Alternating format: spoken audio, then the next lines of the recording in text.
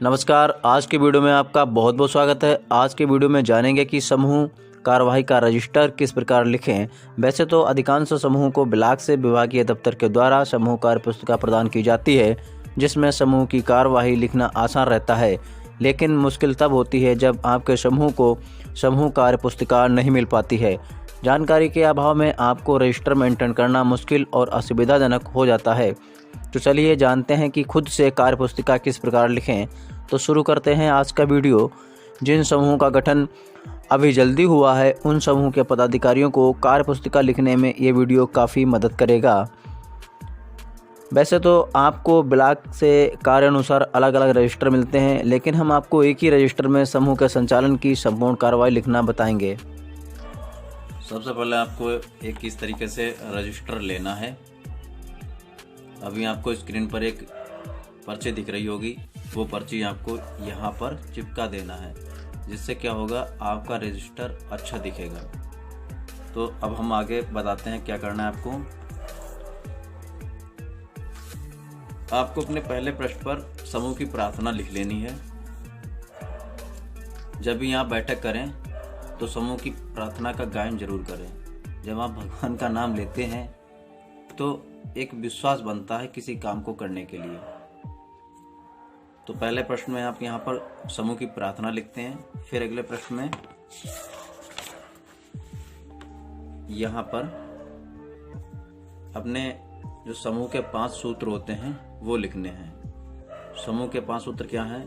नियमित साप्ताहिक बैठक, नियमित साप्ताहिक बचत, नियमित आंतरिक लेन देन, नियमित उधार वापसी और सही पुस्तक संधारण।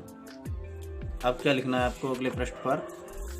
जो आपके समूह प्रस्ताव की बैठक रही होगी उसको भी यहाँ पर मेंशन करना है, आप उसको भी लिख लीजिए। ये देखिए, आज दिनांक, यहाँ पर आपको दिनांक लिखनी है। को ग्राम, यहाँ पर अपना ग्राम का नाम लिखना है। ग्राम में श्रीमती के आवास पर महिलाओं की बैठक आयोजित की गई, जिसमें कुल महिलाओं द्वारा प्रतिभाग किया गया। यहाँ पर महिलाओं की संख्या लिखनी है, जो भी 15-20 महिलाएं रही हों बैठक में प्रतिभाग किया गया।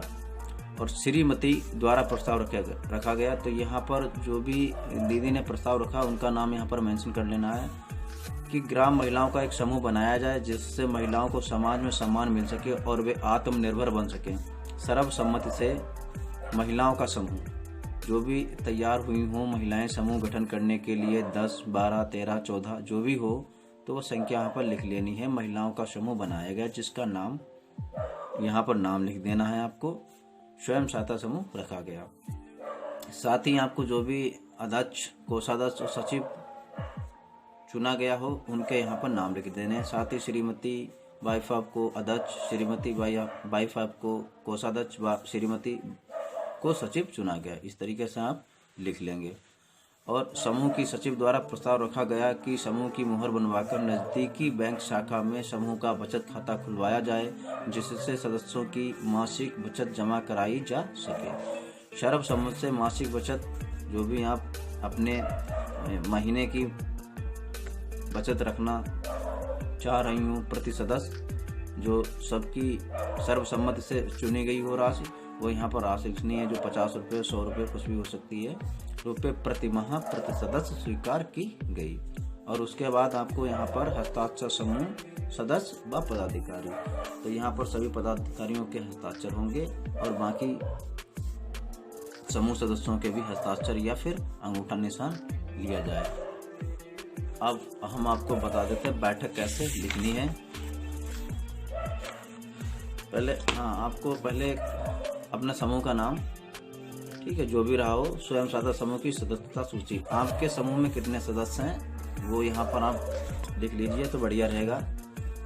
क्रम संख्या लिख लेनी है, सदस्य का नाम, पति का नाम, पदनाम और आयु, जाति, आधार नंबर, हस्ताक्षर। यहाँ पर सदस्य का नाम लिखेंगे, उनके पति का नाम लिखेंगे और उनका पद क्या है, जैसे अध्यक्ष हैं, कोषाध्यक्ष हैं, और बाकी जो सदस्य रहे होंगे वो सब लिख लेना है। उनकी आयु क्या है, वो किस जात से हैं और आधार नंबर, और साथ ही साथ यहाँ पर हस्ताक्षर उनके करवा लीजिए।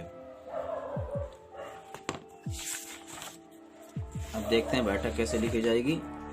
सबसे पहले आपको लिखना है बैठक संख्या। बैठक की तिथि एवं दिन, स्थान और समय। जिसकी जो भी बैठक संख्या रही हो, पहली, दूसरी, तीसरी, तो यहाँ पर लिखेंगे, तारीख लिखेंगे और दिन लिखेंगे। साथ ही स्थान किसके घर पर भी और समय। उपस्थिति संख्या, जो भी सदस्य उपस्थित रहे, और अनुपस्थिति संख्या, जितने भी सदस्य अनुपस्थित रहे वो संख्या यहाँ पर लिखी जाएगी। और फिर आपको लिखना अनुपस्थिति का कारण और निर्णय। कोई सदस्य नहीं आया बैठक में तो उनका नाम यहाँ पर लिखना है। और निर्णय, अगर कोई सदस्य जानबूझकर बैठक में नहीं आता है, बार बार बहाना बनाता है, तो अगर उन पर कोई दंड रखा जाता है तो निर्णय क्या लिया गया, यानी दंड लिया जाए या ना लिया जाए, यह निर्णय लिया जाएगा। अगर किसी जायज़ कारण के कारण वो बैठक में उपस्थित नहीं हो पा रही हैं तो दंड ना लिया जाए। और अगर बार बार बहाना बनाती हैं, अक्सर बैठक में नहीं आती हैं, तो उन पर दंड जो भी लिया जाए वो यहाँ पर लिख सकते हैं। 10 रुपये दंड लगाया गया, 20 रुपये दंड लगाया, जो भी आपके समूह ने निर्धारण कर रखा हो। उसके बाद यहाँ पर पूर्व के निर्णय पर कार्रवाई का विवरण। जिनकी पहली बैठक है तो यहाँ पर खाली स्थान छूटेगा, क्योंकि पहली बैठक में तो कुछ नहीं रहेगा। और जब दूसरी या तीसरी बैठक हो जाएगी तब ये आप जब भरेंगे, तब जो भी आपकी बैठक में कार्रवाई निर्णय लिया गया हो वो यहाँ पर उसके कार्रवाई की गई या नहीं की गई, तो ये सब चीज़ें लिखी जाएंगी। अब है बचत जमा, कुल होने वाली बचत और जमा हुई बचत राशि। अब यहाँ पर आपको ध्यान देने की बात है, कुल होने वाली बचत। अगर आपके समूह में 10 सदस्य हैं और प्रत्येक सदस्य 10 रुपये साप्ताहिक जमा करता है तो हुई धनराशि 100। तो यहाँ पर आपको 100 रुपये लिख देने हैं। और यहाँ पर क्या लिखा है, जमा हुई बचत राशि। अगर 10 लोग उपस्थित हैं तो यहाँ भी 100 रुपये रहेंगे। अगर उनमें कोई व्यक्ति या छुट्टी रखता है, कोई भी सदस्य छुट्टी रखती है, तो उसके पैसे वो कम हो जाएंगे। मान लीजिए एक सदस्य ने छुट्टी रखी तो 10 रुपये कम हो गए, तो यहाँ पर 90 रुपये लिखे जाएंगे। फिर आपको लिखना है बचत जमा नहीं करने वालों के नाम, कारण, निर्णय और स्थिति। कोई सदस्य बचत नहीं जमा कर रहा है तो उसका नाम, किस कारण नहीं जमा किया, उन पे दंड की स्थिति है कि नहीं है, और बाद में स्थिति क्या है उनकी। अगर दंड जमा कर दें तो यहाँ पर मेंशन कर दिया जाए कि हाँ ये दंड जो लगाया गया था ये उन्होंने जमा कर दिया। तो इससे ये पता लगता रहेगा कभी दंड जमा किया कि नहीं जमा किया, जिससे आपके समूह में आगे कोई दुविधा वाली बात नहीं रहेगी, हर चीज़ लिखित में होगा। फिर आपको यहाँ पर लिखना है ऋण की वापसी। कोई भी सदस्य जिन्होंने पहले से ऋण लिया है और वो वापसी करना चाहती हैं तो इस तरीके से लिखें, मूलधन वापसी, यानी जो धन दिया था वो पूरा वापस कर रही हैं, और ब्याज वापसी, उस मूलधन पर जितना ब्याज वापस लगेगा वो वापस किया। और यहाँ पर कुल वापसी, मूलधन और ब्याज जोड़कर यहाँ पर आपको कुल वापसी लिखनी है कि इतने रुपए हमें ऋण की वापसी आई। और उसके बाद लिखना ऋण जमा नहीं करने वालों के नाम, कारण, निर्णय, स्थिति। अगर कोई सदस्य ऋण नहीं जमा करती हैं, उनका समय है जमा करने के लिए लेकिन नहीं जमा करती हैं, तो यहाँ पर उनका नाम लिखा जाएगा, किस कारण से नहीं जमा कर पाया। अगर वो बहाना बना रही हैं जमा करने के लिए तो उन पे अगर दंड का निर्णय लिया जाए तो यहाँ पर दंड के लिए भी मेंशन करेंगे, और जो दंड लगाया गया उसको जमा कर दिया कि नहीं जमा कर दिया उसका भी यहाँ पर इंडिकेट करेंगे कि हाँ जमा कर दिया या नहीं जमा किया। उसके बाद आपको ऋण देने के संबंध में निर्णय।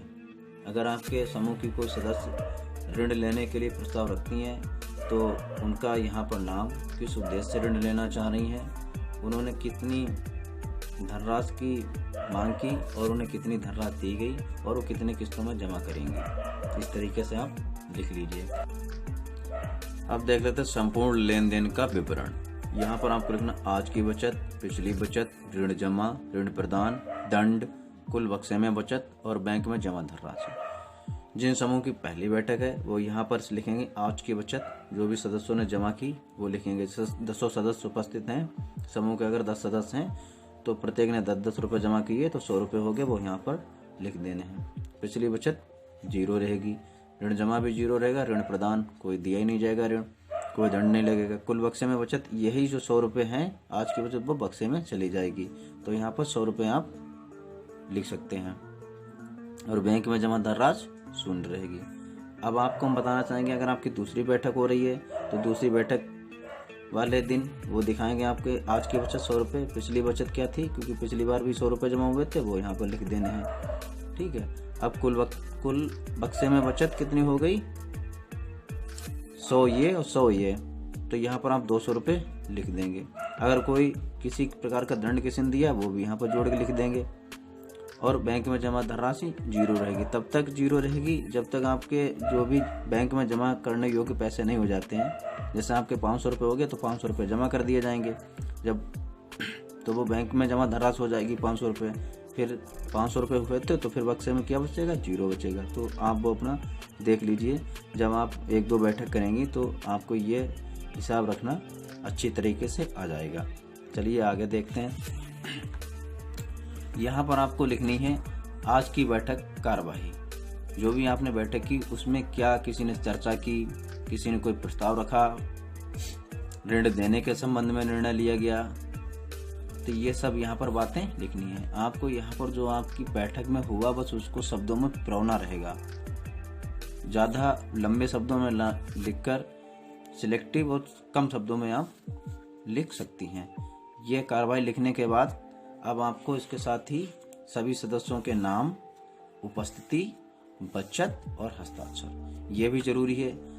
अगर कोई सदस्य उपस्थित नहीं है तो उसके वहाँ पर हस्ताक्षर नहीं होंगे, तो फिर आगे कभी ये नहीं कह सकता कि हमने बचत जमा की थी या हमारी चढ़ाई नहीं गई। अगर उसने बचत जमा की होगी, बैठक में उपस्थित हैं, तो वो यहाँ पर हस्ताक्षर करेंगी। ये हस्ताक्षर करवाना जरूरी है। इससे क्या रहेगा कि आगे समूह में विवाद की स्थिति उत्पन्न नहीं होगी। ये सब करने के बाद आपको लास्ट में यहाँ पर अपने समूह की मोहर और पदाधिकारियों के हस्ताक्षर करवाने रहेंगे। हमारे द्वारा दी गई जानकारी अच्छी लगी हो तो हमारे वीडियो को लाइक करें, कमेंट करें और शेयर भी करें। साथ ही साथ हमारे चैनल को सब्सक्राइब करके घंटी वाले बटन को दबाकर ऑल नोटिफिकेशन पर सिलेक्ट करना ना भूलें, ताकि हमारे द्वारा अपलोड की गई वीडियो को नोटिफिकेशन आप तक पहुंचे सबसे पहले। मिलते हैं एक नए वीडियो में एक नए टॉपिक के साथ, तब तक के लिए राम राम।